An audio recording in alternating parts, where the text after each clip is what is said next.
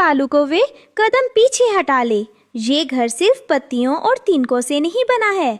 इसमें मेरी मेहनत, ईमानदारी और भगवान का आशीर्वाद बसा है। अगर तूने इसे छुआ तो आज इस जंगल में वो तूफान आएगा जिसे कोई नहीं रोक पाएगा। काव काव।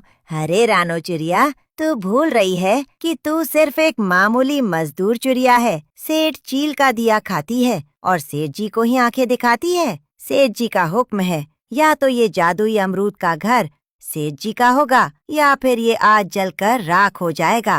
कालू, बातें बंद कर, फेंक दे मशाल। देखते हैं इस चिड़िया में कितना दम है अपने इस जादुई अमरूद को बचाने का। तो सुन लो सेठ चील, जब तक रानो की सांसें चल रही हैं, कोई मेरी इस ईमानदारी की कमाई पर बुरी नजर नहीं डाल सकता। दोपहर की कड़कती धूप में रानो चिड़िया और उसका पति टुन्नू चिड़ा सेठ चील के बहुत बड़े फल बागान में भारी भारी फल उठाकर टोकरियों में रख रहे थे। रानो, आज सूरज कुछ ज्यादा ही आग उगल रहा है। मेरे तो पंख भी अब जवाब दे रहे हैं। हौसला रखो टुन्नू जी, मेहनत का फल हमेशा मीठा होता है। तभी वहाँ कालू कौवा हाथ में छड़ी लिए मटकते हुए आता है। अरे ओ टुन्नू, ओ रानो, क्या कछुए की चाल से काम कर रहे हो? सेठ जी दोपहर की गिनती करने आ रहे हैं। अगर टोकरियां पूरी नहीं मिली तो आज का खाना भूल जाओ। कालू भाई, टोकरियां लगभग भर चुकी है। बस आज की मजदूरी समय पर दिला देना। घर में दाना खत्म है।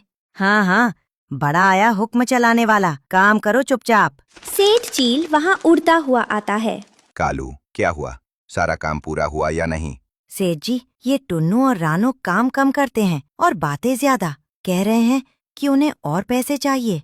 क्या 2 कौड़ी के मजदूर होकर मुझसे मुंह लड़ाएंगे? कालू, आज इन्हें आधे से भी कम दाना देना। चलो भागो यहाँ से। शाम का समय रानो और टुन्नू खाली पेट, भूखे पेट जंगल की ओर लौट रहे हैं। दोनों एक सूखे पेड़ की डाली पर बैठते हैं।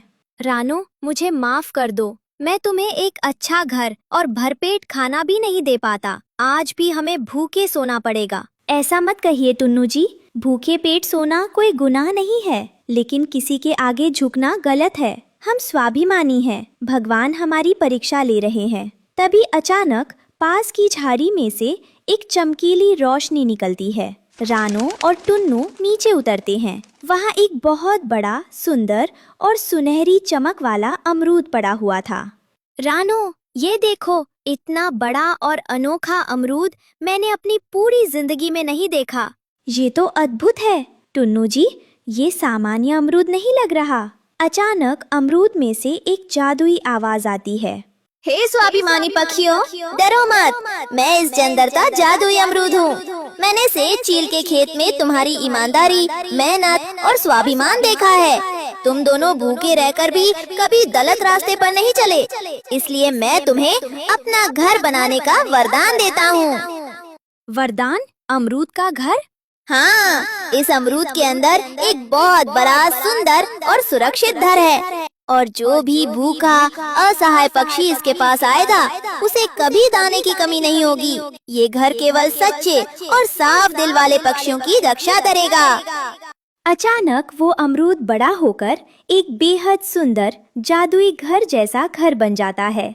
हे भगवान, आपका बहुत बहुत धन्यवाद। टुन्नू जी, ये हमारी मेहनत और ईमानदारी का फल है।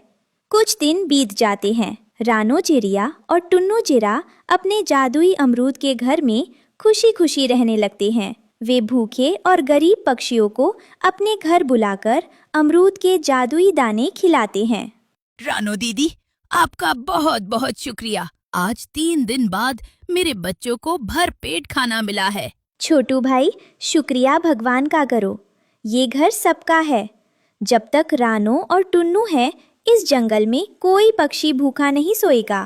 तालू कौवा एक पेड़ के पीछे छिपकर ये सब देख रहा होता है। काव काव।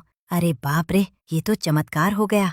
ये कल के भिखारी मजदूर आज इतने बड़े जादुई महल में रह रहे हैं और मुफ्त में सबको दाना बांट रहे हैं। मुझे तुरंत सेठ जी को बताना होगा। कालू उड़कर सेठ चील के पास जाता है।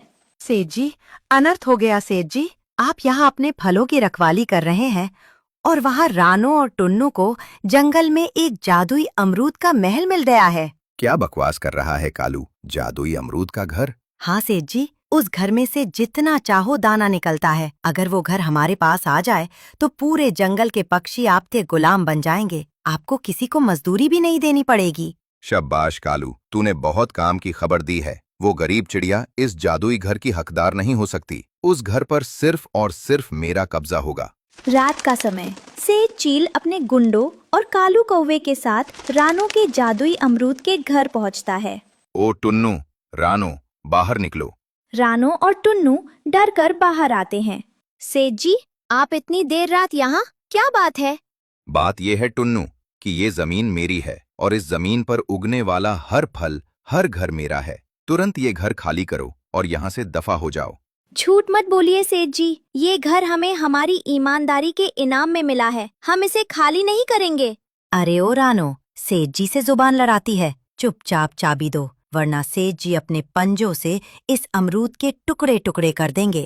कालू कौवे, तू तो सिर्फ गुलामी करना जानता है। स्वाभिमान क्या होता है ये तुझे कभी समझ नहीं आएगा। अगर हिम्मत है तो छू कर दिखाओ हमारे घर को।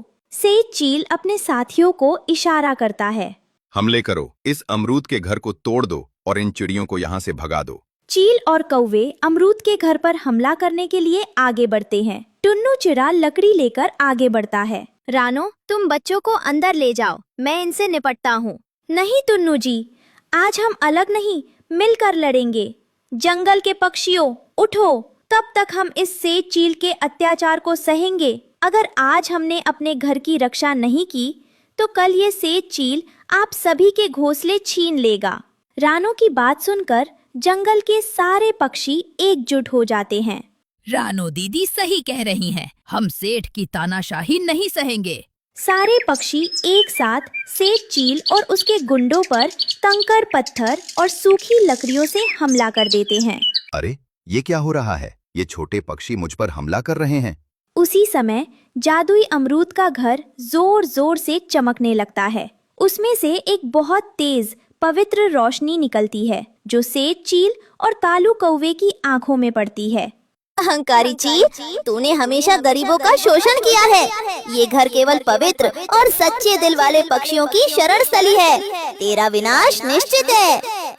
जादुई रोशनी की हवा के झोंके से सेठ चील और कालू कौवा हवा में उड़कर दूर जा गिरते हैं।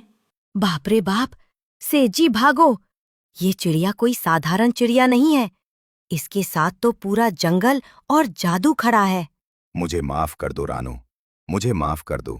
मैं फिर कभी तुम्हारे घर की तरफ आंख उठाकर नहीं देखूंगा। सेठ चील और कालू कौवा जान बचाकर उल्टे पैर भाग खड़े होते हैं। रानो, आज तुमने साबित कर दिया कि अगर नीयत साफ हो और दिल में हिम्मत हो तो कोई भी ताकत हमें हरा नहीं सकती। टुन्नू जी, ये जीत मेरी अकेले की नहीं है। ये जीत हमारी एकता, हमारी ईमानदारी और हमारे स्वाभिमान की है। जब तक हम एक हैं, कोई भी चील या कौवा हमारा हक नहीं छीन सकता। सभी पक्षी जादुई अमरूद के घर के सामने खुशी से नाचने और गाने लगते हैं। रानो चिड़िया सबको अपने घर में आमंत्रित करती है और प्यार से दाना खिलाती है।